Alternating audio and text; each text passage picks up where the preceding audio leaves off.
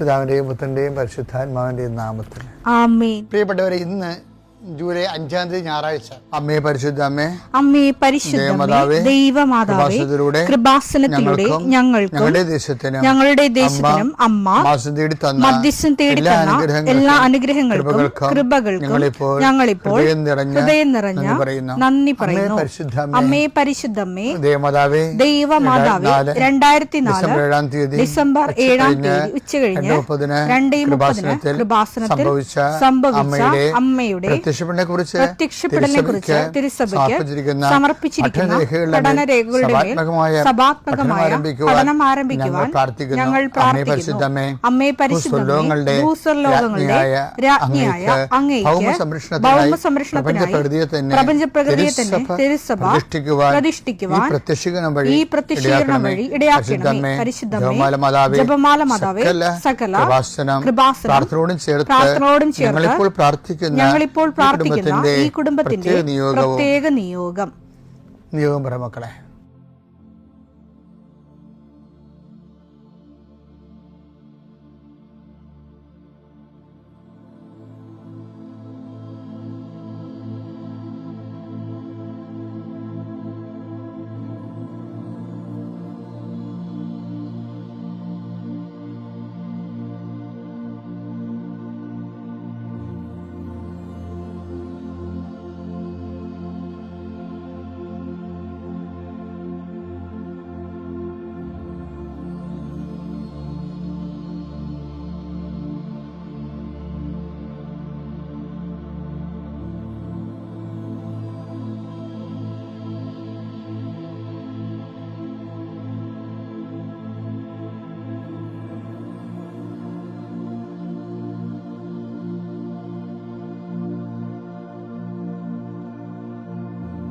അമ്മയുടെ പ്രത്യക്ഷീകരണത്തിന്റെ ഈ അനുഗ്രഹവേളയിൽ ഞങ്ങൾക്ക് സാധിച്ചു തരുവാൻ കനിയണമേ.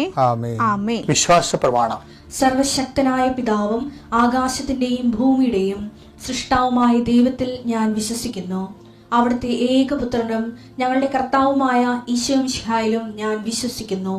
ഈ പുത്രൻ പരിശുദ്ധാത്മാവിനാൽ ഗർഭസ്ഥനായി കന്യകാമറിയത്തിൽ നിന്ന് പിറന്ന് പൊന്തിയോസ് പീലാത്തോസിന്റെ കാലത്ത് പീഡകൾ സഹിച്ച് കുരിശിൽ തറയ്ക്കപ്പെട്ട് മരിച്ച് അടക്കപ്പെട്ട് പാതാളങ്ങളിൽ ഇറങ്ങി മരിച്ചവരുടെ ഇടയിൽ നിന്ന് 3-ാം നാൾ ഉയർത്ത് സ്വർഗത്തിലേക്ക് എഴുന്നള്ളി സർവശക്തിയുള്ള പിതാവായ ദൈവത്തിന്റെ വലതുഭാഗത്തിരിക്കുന്നു. അവിടെ നിന്ന് ജീവിക്കുന്നവരെയും മരിച്ചവരെയും വിധിക്കുവാൻ വരുമെന്നും ഞാൻ വിശ്വസിക്കുന്നു. പരിശുദ്ധാത്മാവിലും ഞാൻ വിശ്വസിക്കുന്നു. വിശുദ്ധ കത്തോലിക്കാ സഭയിലും പുണ്യവാന്മാരുടെ ഐക്യത്തിലും പാപങ്ങളുടെ മോചനത്തിലും ശരീരത്തിന്റെ ഉയർപ്പിലും നിത്യമായ ജീവിതത്തിലും ഞാൻ വിശ്വസിക്കുന്നു. ആമേൻ. സുഖസ്ഥനായ ഞങ്ങളുടെ പിതാവേ, അങ്ങയുടെ നാമം പൂജിതമാകണമേ. അങ്ങയുടെ രാജ്യം വരണമേ.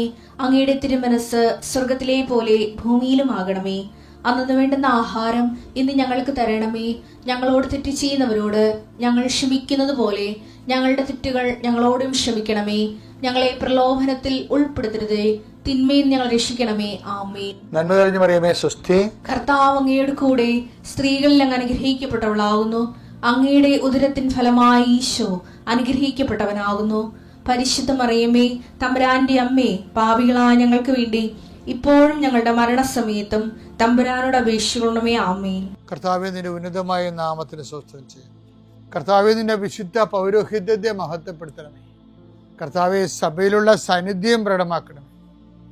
40 വർഷം ഞാൻ അർപ്പിച്ച കൃപാന്റെ യുഗതിയാണ്. കൃപാസ്ഥാനത്താറെ ജീവനോടെ പ്രത്യക്ഷപ്പെട്ട മാതാവിന്റെ മാധ്യസ്ഥ ഇന്ന് അങ്ങയുടെ മക്കളെ പ്രാർത്ഥന കൂടുന്ന എല്ലാ മക്കൾക്ക് വേണ്ടി പ്രാർത്ഥിക്കുകയാണ്. കർത്താവെ, മനസ്സ് വേദനിക്കുന്ന എല്ലാ വിഷയങ്ങളും, അവരുടെ മനസ്സ് വേദനിപ്പിക്കുന്ന എല്ലാ വ്യക്തികളും ഇപ്പോഴും ഈശോയുടെ നാമം നിർവീര്യമാകട്ടെ. കർത്താവെ, മനസ്സ് വിഷമിപ്പിക്കുന്ന സാഹചര്യങ്ങൾ, ചെയ്തെടുക്കേണ്ട ഉത്തരവാദിത്തങ്ങൾ, മറ്റുള്ളവർ നമ്മളെ പഴി പറയാൻ സാധ്യതയുള്ള എല്ലാ വിഷയത്തിൻ്റെ മേലും കർത്താവിൻ്റെ കരുണ ചൊരിയുകയും നിങ്ങളെ കർത്താവ് ഇന്ന് നിലനിർത്തി തരികയും ചെയ്യട്ടെ. നിങ്ങൾ പോകുന്ന വഴികൾ, കണ്ടുമുട്ടുന്ന വ്യക്തികൾ, ചെയ്യുന്ന കാര്യങ്ങൾ യാത്ര ചെയ്യുന്ന വാഹനങ്ങൾ, ഒപ്പിടുന്ന പേപ്പറുകൾ, കൈമാറുന്ന രേഖകൾ, കഴിക്കുന്ന മരുന്ന് എല്ലാം മാതാവിൻ്റെ മധ്യസ്ഥതയിൽ യേശുനാമത്തിൽ അനുഗ്രഹിക്കപ്പെടുകയും നീ ദൈവത്തെ അനുഭവിക്കാൻ ഇന്ന് നിന്നെ സഹായിക്കുകയും ചെയ്യട്ടെ. നിത്യം പിതാവും പുത്രനും പരിശുദ്ധാത്മാശ്രേഷ്ഠ നീക്കുവാണ്. എൻ്റെ പ്രിയപ്പെട്ടവരെ, നമ്മൾ ഈ ദിവസങ്ങളിൽ ജീവിതത്തിൻ്റെ പ്രതിസന്ധി ഘട്ടങ്ങളിൽ എന്ത് ചെയ്യണം എന്നതിനെക്കുറിച്ചും കുറേ വചനങ്ങൾ കഴിഞ്ഞ ആഴ്ച കേട്ടായിരുന്നു. അപ്പോൾ എന്ത് ചെയ്യണമെന്ന് അവന് നേരത്തെ മുൻകൂട്ടി അറിയാമെന്ന് നമ്മൾ ഒരു വചനം വായിക്കുകയും ചെയ്തായിരുന്നു അല്ലേ? എന്ത് ചെയ്യണമെന്ന് യേശുവിന് മുൻകൂട്ടി അറിയാമായിരുന്നു. കഴിഞ്ഞ ആഴ്ചയിൽ യോഹന്നാൻ 6:6 വായിച്ചിട്ട് പറഞ്ഞത്, ഈ നിങ്ങൾ അവർക്ക് ഭക്ഷണം കൊടുക്കാൻ പറഞ്ഞപ്പോൾ ഫിലിപ്പോസ് പറഞ്ഞ് നടക്കുമെന്ന് തോന്നിയില്ല, ഈ വിജനപ്രദേശമാണ്, സദ്യയാകാൻ പോണ്, ജനങ്ങളെ പറഞ്ഞുവിടുകയായിരിക്കും നല്ലത്, ഇത്രയും ആൾക്കാർക്ക് എവിടെ ഭക്ഷണം കിട്ടാനൊക്കെ ചോദിക്കും. അപ്പോൾ പ്രാക്ടിക്കലായിട്ട് സംസാരിച്ചപ്പോൾ ഈശോ ഇവരെ പരീക്ഷിക്കാൻ വേണ്ടി പറഞ്ഞു നിങ്ങളതിനെ കൊടുക്കണമെന്ന് പറഞ്ഞു. ഇപ്പോൾ നമ്മളെവിടെ കൊടുക്കാനാ? ഇവരങ്ങോട്ട് വേണ്ടി ചോദിക്കുന്നുണ്ട്, നമ്മളെവിടെ കൊടുക്കാനാ? എന്തുമാത്രം പൈസ കൊണ്ട് വേണ്ടി വരും? എന്നൊക്കെ ഇവരങ്ങ് വെറുതെ ചുമ്മാ മാനസികമായിട്ട് കുറേ ആലോചന നടത്തുകയാണ്. ചിലരുടെ ജീവിതത്തിൽ ഈ മാനസിക ആലോചന മാത്രമേ ഉണ്ടാകത്തുള്ളൂ. ആ മാനസിക ആലോചന കൊണ്ട് അവർ പോകും. എനിക്ക് ഇപ്പം ഞാൻ അച്ഛനായിട്ട് 40 കൊല്ലമായി. ഇന്ന് വരെ എനിക്ക് മനസ്സിലാക്കണത് എന്താ വെച്ചാൽ, ഈ മനുഷ്യന്മാരെ പകുതി മുക്കാൽ, ഇൻക്ലൂഡിങ് പ്രീസ്റ്റ്, പകുതി മുക്കാലും മനുഷ്യർ, ഒരു 90-90% മനുഷ്യർ മാനുഷികമായിട്ടാണ് കാര്യങ്ങൾ കാണുന്നത്. അവിടെ ദൈവത്തിന് എന്തെങ്കിലും പദ്ധതി ഉണ്ടോ? ദൈവം അതിൻ്റെ സന്ദേശം നമുക്ക് കൈമാറുമോ? ഒന്നുമില്ലെങ്കിൽ നമ്മളത് വെയിറ്റ് ചെയ്യുകയും ചെയ്യണം. നമ്മുടെ വീട്ടിൽ പ്രാർത്ഥിക്കാത്ത ഒരു അപകടകാരികളുണ്ട്. വീട്ടിൽ എപ്പോഴും പ്രാർത്ഥിക്കാത്തവരുടെ ഒരു കാര്യത്തിലും അവർ പറയുന്ന വിഷയത്തിൽ നിങ്ങൾ തലവെച്ച് കൊടുക്കരുത്. അതിൻ്റെ കാരണം വെച്ച് കഴിഞ്ഞാൽ അവർക്ക് അറിയത്തില്ല, അവരുടെ ജഡമാണ് സംസാരിക്കുന്നത്. അതിൻ്റെ അകത്ത് മുഴുവനും കുത്തിത്തിരിപ്പും കുഞ്ഞായ്മയും ചതിപ്രയോഗങ്ങളും നമ്മൾ ഒളിച്ചിരിപ്പുണ്ടായ സംഭവത്തിൽ. പ്രാർത്ഥിക്കാത്തവന് സുഖമല്ല, അവന് ദൈവത്തെ വിശ്വസിക്കാത്തവന് പിന്നെ എന്താ? പിന്നെ വലിയ മാനവികതയൊക്കെ പറഞ്ഞാലും അവന് ഇഷ്ടമുള്ള ചെയ്യാമല്ലോ. ഈ മനുഷ്യൻ ദൈവത്തിൻ്റെ വചനത്തെയും ദൈവത്തെയും ഭയപ്പെടാത്തവന് നമ്മൾ ഭയപ്പെടണം. ദൈവത്തെ ഭയപ്പെടാത്തവരെയും ഇപ്പം ചില വചനമില്ലേ, ഞാൻ മനുഷ്യനെ മാനിക്കുന്നില്ല, ദൈവത്തെ ഭയപ്പെടുന്നില്ല എന്ന്. വചനെടുത്ത് ലൂക്ക 18:4. കുറേ നാളത്തെ സാധു വിധവ വന്ന് ഈ മനുഷ്യർക്ക് നീതി നടത്താൻ വേണ്ടി കേണപേക്ഷിക്കുന്ന രംഗമാണ്. കുറെ നാളത്തേക്ക് അവനിത് ഗൗനിച്ചില്ല. അയാളെ ഗൗനിച്ചില്ല. പിന്നീട് അവൻ ഇങ്ങനെ കുറച്ച് കഴിഞ്ഞപ്പോ പുള്ളിക്ക് ബൾബ് കത്തി. ഞാൻ ദൈവത്തെ ഉണ്ട്, അതാണ് ദൈവത്തെ ഭയപ്പെടുന്നില്ല, മനുഷ്യരെ മാനിക്കുകയോ ചെയ്യുന്നില്ല. എങ്കിലും ഈ വിധവ എന്നെ ശല്യപ്പെടുത്തുന്നത്, അയാൾക്ക് ഫിസിക്കൽ ഡിസ്റ്റർബൻസ് ഉണ്ടാകുന്നതാണ് വിഷയം. ശല്യപ്പെടുന്നത് കൊണ്ട് ഞാൻ അവൾക്ക് നീതി നടത്തി. അല്ലെങ്കിൽ അവൾ ഇവിടുന്ന് വിട്ടുപോകത്തില്ല, അതാണ് വിഷയം. എന്നെ അസഹ്യപ്പെടുത്തും. അപ്പൊ ഈ ദൈവം ഇല്ലാത്തവന്റെ ഒക്കെ അവസ്ഥ അതാണ്, മൈൻഡ് സെറ്റ് അതാണ്. ഞാൻ ദൈവത്തെ ഭയപ്പെടുന്നില്ല, മനുഷ്യനെ മാനിക്കുന്നില്ല. ദൈവത്തെ ഭയപ്പെട്ടില്ല, പിന്നെ മനുഷ്യനെ മാനിക്കേണ്ട കാര്യം എന്താ അതിൻ്റെ ഗ്രൗണ്ട് എന്താ? ദൈവത്തെ ഭയപ്പെടുന്നില്ലെങ്കിൽ വൈ ഷുഡ് വി ഫിയർ മാൻ? അതിന് ഗ്രൗണ്ടില്ല ശരിക്കും പറഞ്ഞാൽ. പിന്നെ ഒരു മാനുഷികമായ കാഴ്ചപ്പാടെന്ന് പറയും. മാനുഷികം എന്ന് പറഞ്ഞാൽ എന്താണ്? കാലകാലങ്ങളായിട്ട് മതത്തിൻ്റെ ചൈതന്യങ്ങളാലും മനുഷ്യത്വത്തിന് മതം കാഴ്ചവെച്ചിട്ടുള്ള മനുഷ്യത്വത്താൽ പരിപക്വമായിട്ടുള്ള മനസ്സാക്ഷി എന്നാണ് ഈ നിരീശ്വരവാദികൾക്ക് പോലും മനുഷ്യന്മാരോട് ഒരു അഫിനിറ്റി തോന്നണത്. അത് സഞ്ചിതാവബോധത്തിൽ നിന്ന് ജനിതകമായി കൈമാറിയിട്ടുള്ള സഞ്ചിതാവബോധത്തിൽ നിന്നുണ്ടായിട്ടുള്ളതാണ്. അതും ദൈവവിശ്വാസികളുടെ സംഭാവനയാണ് ശരിക്കും പറഞ്ഞാൽ. അപ്പം ദൈവത്തെ ഭയപ്പെടുന്നില്ലെങ്കിൽ പിന്നെ മനുഷ്യനെ മാനിക്കേണ്ട കാര്യമില്ല. അപ്പം പക്ഷേ ഇങ്ങനെയുള്ള വിഷയമുള്ള ആൾക്കാർ, ദൈവത്തെ ഭയപ്പെടാത്ത മനുഷ്യനെ മാനിക്കാത്ത ഒരാൾ, നിങ്ങളുടെ മക്കൾ അങ്ങനെ ഒരാളായിട്ട് വളർന്നു വന്നാൽ നിങ്ങൾക്ക് അത് മതി ലോകം എപ്പോഴും സങ്കടപ്പെടാൻ. എന്താ കാര്യം? നിങ്ങൾ പഠിപ്പിക്കേണ്ട കാലത്ത് പഠിപ്പിച്ചില്ല.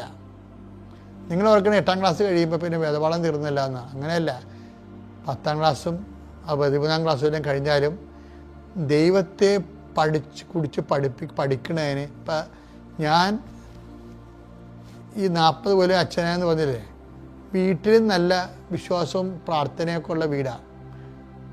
അപ്പം ചെറിയ വീടാണെങ്കിലും ഈ പറഞ്ഞ ദൈവമുണ്ട് അവിടെ.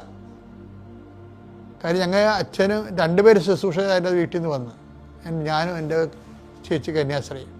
അപ്പം എന്നാ വിഷയം എന്ന് വെച്ച് കഴിഞ്ഞാൽ, ആ ഒരു ഭവനത്തിൽ നിന്ന് ഇങ്ങനെ വരുമ്പോൾ നമ്മൾ ദൈവ തിരുസന്നിധിയിൽ നിന്ന് ഇപ്പം 40 കൊല്ലം കൂടി പൗരോഹിത്യ ജീവിതം കഴിഞ്ഞപ്പോഴും ഇപ്പോഴും ഞാൻ പറയും ദൈവത്തിനെ കുറിച്ച് എന്തെല്ലാം കാര്യങ്ങൾ അറിയാനിരിക്കണമെന്ന്. പിന്നെ എങ്ങനെ നിങ്ങൾ പറഞ്ഞ കാറ്റഗിസം 10ാം ക്ലാസ് വെച്ച് അവസാനിപ്പിക്കണത്? You don't need God. അതല്ലേ പ്രശ്നം. നിങ്ങൾക്ക് ദൈവത്തെ ആവശ്യമില്ല. നിങ്ങളുടെ പല പരിപാടി ജഡികമായ കാര്യങ്ങൾക്ക് ദൈവം ഇതിനെ കൊണ്ട് നടന്നാൽ ശരിയാകാത്തത് മനസ്സിലാകുമ്പോഴാണ് ചില ആൾക്കാർ പിള്ളേരെപ്പോലും വേദപാഠത്തിൽ പിടിയത്തില്ല. ഏറ്റവും വലിയ ക്രൈമാണ്. ഇപ്പം തൂഫാനൊക്കെ നാട് ഇളക്കി മറിച്ചുകൊണ്ടിരിക്കുകയാണ്. നിങ്ങൾ ചെയ്തിരിക്കുന്ന കാര്യങ്ങളെല്ലാം മുന്നോട്ട് ഭംഗിയായിട്ട് പോകുന്നുണ്ട്, അതിന് ജനത്തിൻ്റെ സപ്പോർട്ടുണ്ട്. പക്ഷേ ഇനി നിങ്ങൾ പിന്നോട്ട് പോകരുത്. എന്താ കാര്യത്തിൽ കഴിഞ്ഞാൽ ജനം അത് ആഗ്രഹിക്കുന്നില്ല. ഞാൻ എന്താ പറഞ്ഞു വരുന്നതിൻ്റെ അർത്ഥം എന്ന് വെച്ച് കഴിഞ്ഞാൽ, ഇതുപോലെ നമ്മൾ ഇത് അണ്ടേ കൊണ്ട് വളം വെക്കണ പരിപാടിയാണ്. മാതാപിതാക്കന്മാർ കുഞ്ഞുങ്ങളെ ചൊട്ടക്ക് തന്നെ വളം വെക്കണം. അവരുടെ മാതാപിതാക്കന്മാരുടെ കയ്യിലാണ് കുഞ്ഞുങ്ങളിരിക്കുന്നത്. നിങ്ങളല്ലേ ആരെയും കെട്ടിയാണ് വളർത്തുന്നത്. 3 ദിവസം 3 വയസ്സാകുമ്പോഴല്ലേ പള്ളി കൊണ്ടുവരണത്. കുറിച്ചൊക്കെ വരപ്പിക്കണത് 4 വയസ്സിലല്ലേ. അതുവരെയും നിങ്ങളുടെ കൂടെയാണ് കുഞ്ഞുങ്ങളുള്ളത്. അതിന് ശേഷവും നിങ്ങളുടെ കൂടെ തന്നെ കുഞ്ഞുങ്ങളുള്ളത്. നിങ്ങൾ പറഞ്ഞാൽ കേൾക്കുന്ന പ്രായത്തിൽ കർത്താവിൻ്റെ ചൈതന്യം അവർക്ക് കൊടുക്കുക. അത് നമുക്ക് ബാധ്യസ്ഥരാണ്.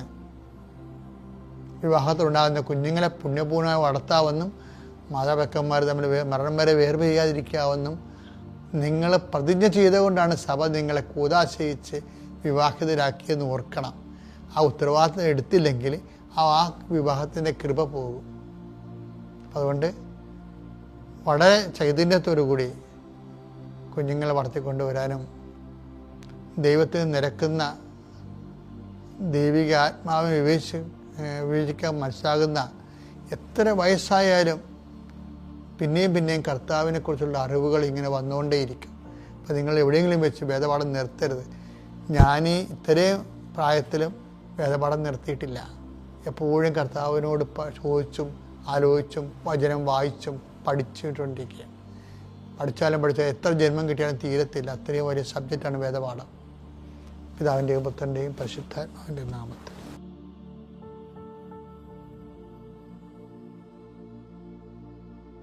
അത്യപൂർവ ദൈവാനുഭവങ്ങൾ ഇനി നിങ്ങൾക്കും സ്വന്തം. ഈ യൂട്യൂബ് ചാനൽ ഇതുവരെ സബ്സ്ക്രൈബ് ചെയ്തിട്ടില്ലെങ്കിൽ ഇപ്പോൾ തന്നെ സബ്സ്ക്രൈബ് ചെയ്യുക. ഈ വീഡിയോ ഇപ്പോൾ തന്നെ നിങ്ങളുടെ സുഹൃത്തുക്കൾക്ക് ഷെയർ ചെയ്തുകൊണ്ട് കർത്താവിന്റെ പ്രേക്ഷിതരാകുക.